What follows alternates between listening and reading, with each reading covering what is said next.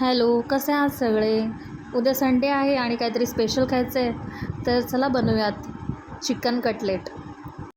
नक्की ट्राय करा, खूपच टेस्टी झाले होते आणि क्रिस्पी झाले होते. ओके, चला तर मग तयारी करून घेऊयात. चिकन कटलेट बनवण्यासाठी जे साहित्य लागतं ते आपण सगळं अरेंज करूयात. तर इथे मी चिकन घेतलेलं आहे, म्हणजे चिकनचा खिमा घेतलेला आहे आणि आता आपण त्याला स्वच्छ धुवून घेऊयात. एक 2 ते 3 पाण्याने छान स्वच्छ धुवून घ्यायचं त्याला. ओके, आता धुताना त्याच्यामध्ये पाणी टाकून त्याला थोडंसं हिसळून त्याला ना असं पिळून घ्यायचं. ठीक आहे, म्हणजे त्याच्यातलं जे पाणी आहे ना ते सगळं निघालं पाहिजे, असं पिळून घेऊयात. आता त्याला फर्स्ट आपण पहिले धुवून घेऊयात. ते पहा असं या प्रकारे. आणि आता आपण त्याला असं त्याचं जे पाणी आहे ते ड्रेन करून त्याला साईडला ठेवूया. खिम्यामधून पाणी काढताना एक गोष्ट लक्षात ठेवा की जेव्हा आपण ड्रेन करतो ना पाणी, तर त्यामध्ये पाणी अजिबात राहिलं नाही पाहिजे, म्हणजे मोस्टली कमीच झालं पाहिजे पाणी. कारण की जर त्याच्यामध्ये मॉइश्चर राहिला ना, तर मग जेव्हा आपण वडे आपण टाकू ना तव्यामध्ये किंवा तेलामध्ये, तर मग ते फुटू शकतात पाणी असल्यामुळे. त्याच्यामुळे पाणी सगळं ड्रेन करून घ्या. ओके, आता ह्याला असं छान लूज करून घेऊयात आणि सगळ्यात आधी आपण ह्याच्यामध्ये लिंबाचा रस टाकूयात. इथे मी असं छोटा साईजचा लिंबू घेतलेला आहे, एक चतकोर, आणि त्याचा रस टाकलेला आहे. चवीपुरतं मीठ टाकूयात.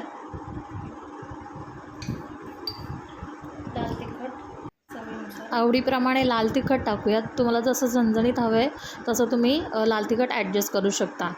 इथे मी धणा पावडर टाकलेली आहे 1 टेबलस्पून आणि ब्लॅक पेपर टाकलेला आहे 1 टीस्पून आणि चिकन मसाला टाकलेला आहे 1 टेबलस्पून. आता ह्याच्यामध्ये आपण आलं लसूण पेस्ट टाकूयात. 1.5 चमचा आलं लसूण पेस्ट टाकली होती मी आणि हळद टाकली 2 टीस्पून. आता यामध्ये आपण दही घेऊयात. इथे मी 3 टेबलस्पून दही घेतलं होतं आणि आपण ह्याला सगळं हे जे मिश्रण आहे हे एकजीव करून घेऊयात. मिश्रण छान एकजीव करून घ्या, कारण की जे मसाले आहेत ना ते सगळे मिक्स झाले पाहिजेत त्याच्यामध्ये. तुम्हाला जर ह्याच्यामध्ये काही एक्स्ट्रा मसाले टाकायचे असतील तर तुम्ही टाकू शकता, जसं गरम मसाला वगैरे टाकू शकता तुम्ही. पण जेवढे मी मसाले टाकलेत ना त्याच्यामध्ये ते कटलेट खूपच छान झाले होते. हे छान मिक्स करून घ्या आणि आपण आता ह्याला मॅरिनेशन करण्यासाठी ठेवणार आहोत. त्यासाठी ह्याला सगळे जे मसाले आहे, दही वगैरे सगळं छान असं सगळीकडे लागलं पाहिजे. इथे मी कांदा घेतलेला आहे, एक छोटा कांदा घेतलेला आहे बारीक फाईन चॉप करून, तो यामध्ये आपण ॲड करूयात आणि ते पण आपण छान मिक्स करून घेऊयात. तुम्ही ह्याच्यामध्ये कोथिंबीरसुद्धा टाकू शकता बारीक चिरून.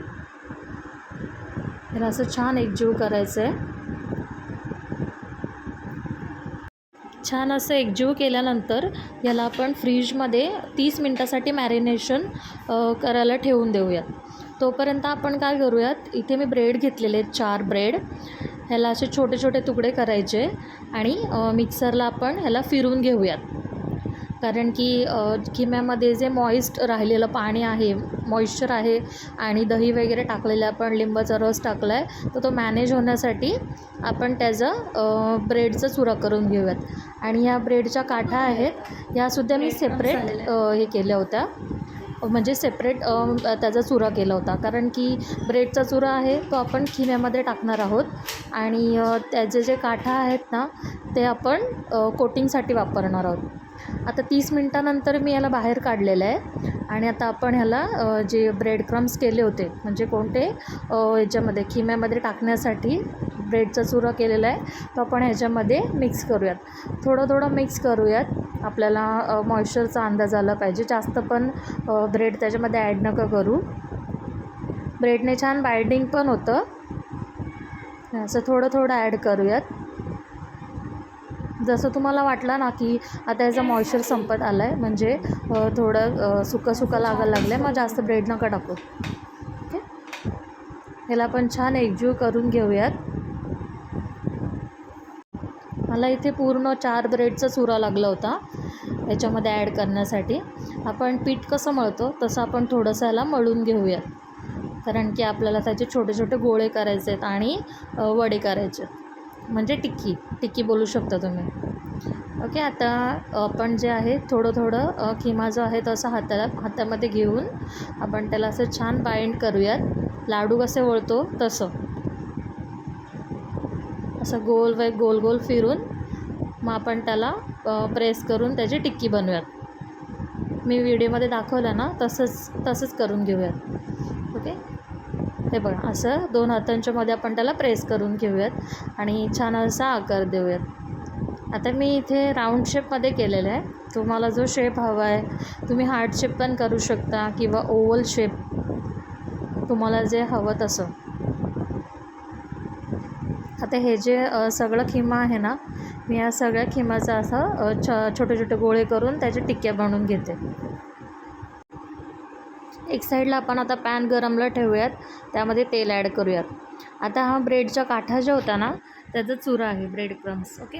आता आपल्या जे टिक्क्या आहेत ते एक करून ह्याच्यामध्ये आपण घोळूयात आणि फ्राय करायला टाकूयात.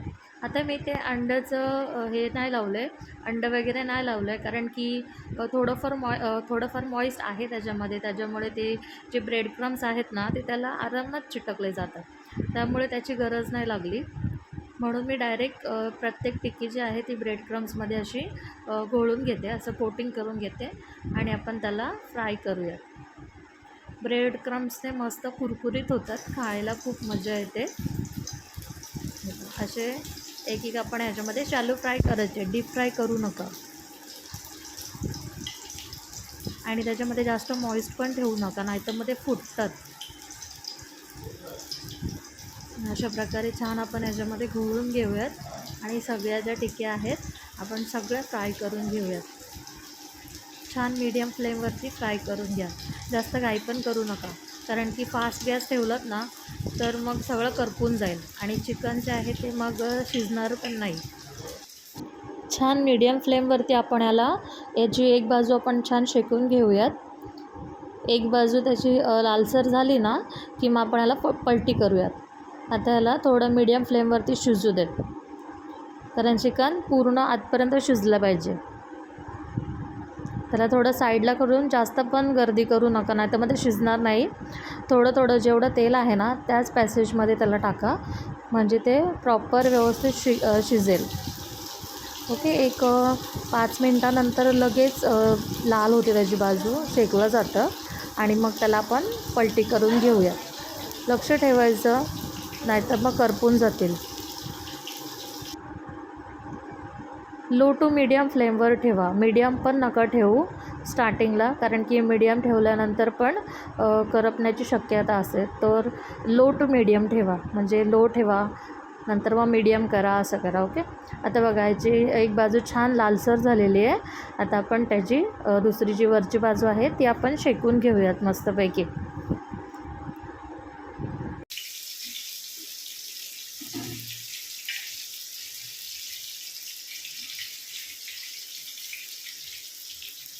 आता तुम्हाला असं वाटलं ना की ह्याच्या दोन्ही बाजू छान शेकल्या गेलेल्या आहेत, तर मग काय करायचं, ह्याला ना असं साईडला करून घ्यायचं. सगळ्या अशा वरच्या साईडला आणून ठेवायच्या, म्हणजे तव्याच्या हिटने त्या थोड्याशा क्रिस्पी होतील. ओके. आता आपण जे बाकीचं तेल त्याच्यामध्ये आपण ज्या राहिलेल्या उरलेल्या टिक्की आहेत त्या आपण टाकूया, म्हणजे त्याही फ्राय होतील आणि जे साईडला ठेवले ते थोडेसे क्रिस्पी होतील, खाण्यासाठी मस्त कुरकुरीत लागतील.